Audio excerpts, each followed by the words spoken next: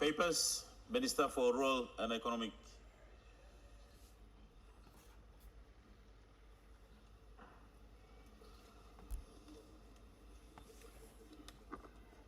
Mr. Speaker, pursuant to statute, I present the report relating to the Bilum digital platform awareness that was introduced to Milne Bay, Morobe, Western Highlands, Eastern Highlands, West New Britain, and East New Britain provinces and districts in 2023.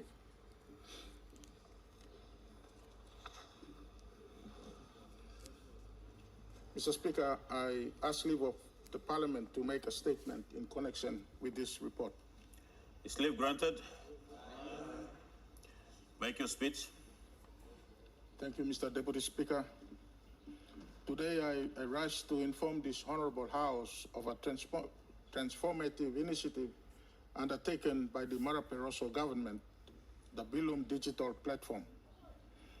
The Bilum digital platform is more than a technological innovation that is aimed at assisting all electorates across Papua New Guinea to improve acquittals or service improvement program funds received, to improve transparency and overall accountability.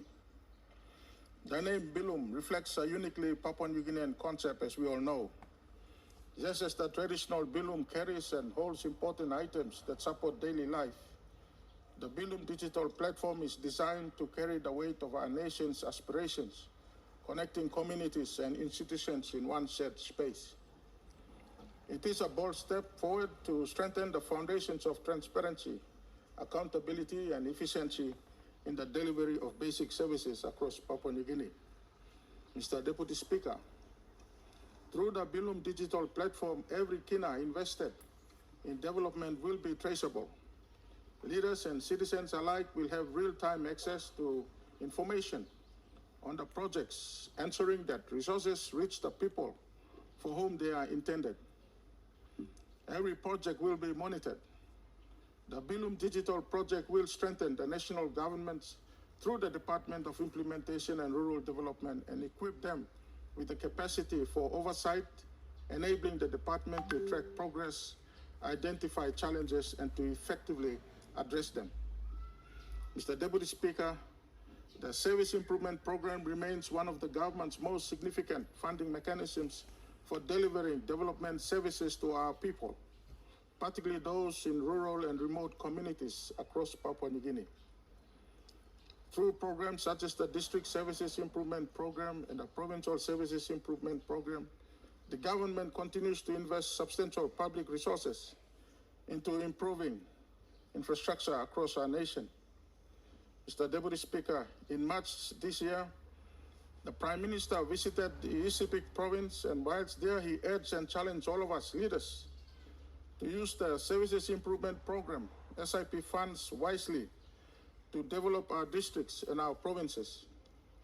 During this visit, which came on a front page article in the daily newspapers, reported the Prime Minister's message saying that when money is sent to districts and provinces, work must be done in delivering services in our electorates like schools, hospitals, roads, classrooms, and other projects. Mr. Deputy Speaker, since the inception of the Services Improvement Program in 2008, accountability of public monies remains one of the main criticisms that past government, and including this government, has faced in light of billions of kinas that are appropriated each year for development at the district and provincial levels through the SIP programs. Annually, 1.1 billion kina is appropriated under the SIP for the 96 districts and 22 provinces, while an additional 59 million is also appropriated under the district support grants, thus bringing the total appropriation to electorates throughout the nation to around 1.1239 billion kina. Critics simply asking for greater transparency, Mr. Deputy Speaker, and accountability of these funds, and whether or not the SIP funds are properly applied and used to deliver basic public goods and services for the benefit of our people across our nation. Mr. Deputy Speaker, it is within this context that this government, through the Bilum digital platform, was developed. The Bilum digital platform is a centralized interactive digital system designed to support the Department of Implementation and Rural Development to monitor compliance on SIP implementation and to ensure timely paperless reporting are done by the provincial, districts, and city authorities. The platform enables provincial and district administrations to capture project information, update implementation of progress, and submit reports through a structured digital interface. This information is then made available at the national level to support oversight, planning, and evaluation. Mr. Deputy Speaker, the Department of Implementation and Rural Development has undertaken a progressive phase 1 rollout of the Bilum digital platform across the following 7 provinces of Milne Bay, Morobe, Western Highlands, West Sepik, Simbu, Eastern Highlands, East New Britain, and West New Britain provinces. Awareness and induction workshops have been conducted for provincial and district administrations in these provinces to introduce the platform and its functions. The sessions provided participants with an understanding of how the platform supports improved reporting and project monitoring. In addition, critical skills building training has been conducted for nominated officers from selected provincial and district administrations. These trainings focus on practical skills required to utilize the platform, including data entry, project reporting, and system navigation. Through these exercises, Mr. Deputy Speaker, officers responsible for program implementation are equipped with the necessary capacity to manage and report development activities using this system. Mr. Deputy Speaker, the feedback received from provincial and district officers during the trainings have been invaluable. As the primary users of this platform, their insights have also helped inform improvements and refinements to the system. This collaborative approach ensures that the platform continues to evolve in a way that meets the operational needs of provincial and district administrations. Mr. Deputy Speaker, the benefits of the Bilum digital platform are quite significant. Firstly, it strengthens transparency and accountability in the management of public monies by providing structured and accessible information on development projects. Secondly, it improves the quality and timeliness of reporting from provinces and districts.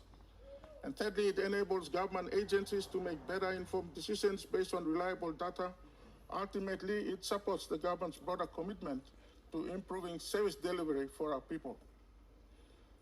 Mr. Deputy Speaker, a lot has been done to get electorates within these provinces to be ready to use the Bilum digital platform. The Marape-Rosso government also recognizes that challenges remain in the implementation of the platform nationwide.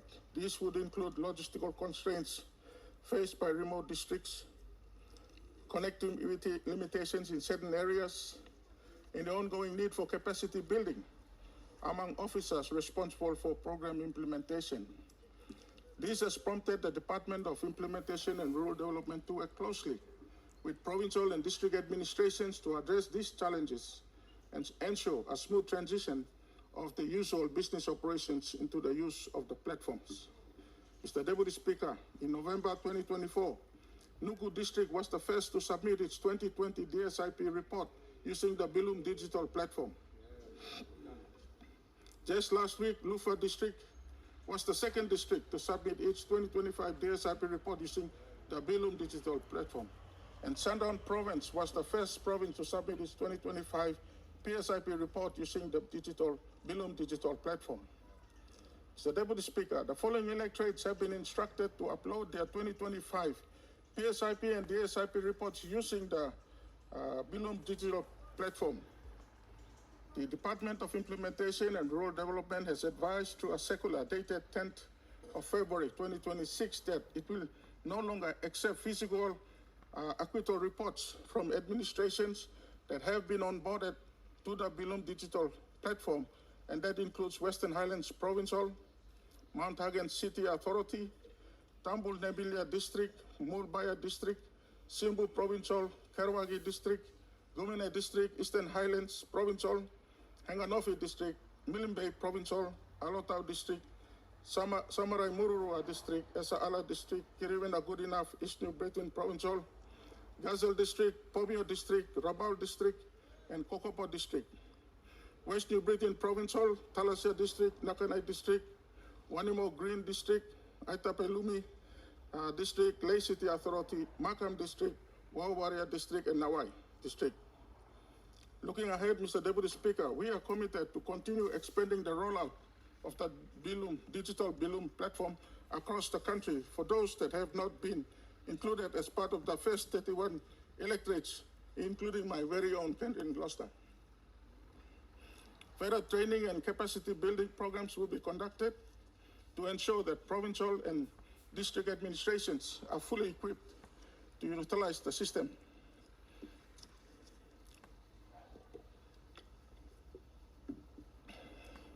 The circular instructions from the department dated 10 February was issued by the Secretary to all provincial and district administrations and their respective finance offices, directing that all service improvement program reports will be submitted through the Bilum digital platform. Mr. Deputy Speaker, initiatives such as the Bilum digital platform demonstrates the Maraperoso government's commitment to modernizing governance systems and strengthening accountability in the management of public resources. By embracing digital solutions, we are now better positioned to ensure that development programs deliver meaningful outcomes for the people of Papua New Guinea. I appeal to all of us in this honorable House to work together to ensure that the Bilum digital platform is deeply entrenched in our administrations. This is our opportunity to weave transparency and accountability into the very fabric of our country's development journey. Let us seize it with unity and determination. Such initiatives are important because it is through tightening up of the system that we can gradually cut out opportunities for the likelihood of shortcuts, abuse, and corruption. Mr. Speaker, Deputy Speaker, in closing, I wish to acknowledge the support of the Australian government through the Building Community Engagement Program, BSEP, which facilitated the engagement of Catalpa International, a not-for-profit systems developer. Their human-centered design approach and technical expertise have played a key role in the development of this Bilum digital platform. I would also like to thank the National Executive Council for endorsing the Bilum digital platform as a tool for monitoring and evaluating SIP and other rural interventions, and for directing the Department of Treasury and Department of Finance to ensure there is sustained budgetary support for the Bilum rollout program and capacity building. I also wish to acknowledge the efforts of the Department of Implementation and Rural Development, provincial administrations, district administration, and other national stakeholders, and all officers who have contributed to the development and the rollout of this important initiative. Thank you, Mr. Deputy Speaker.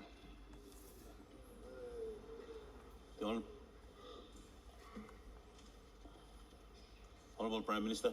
Mr. Speaker, I move that Parliament take note of the statement by the Minister in lieu of the fact that you have a lunch coming up where you did indicate that we go for lunch and debate be made out of the day for the next sitting.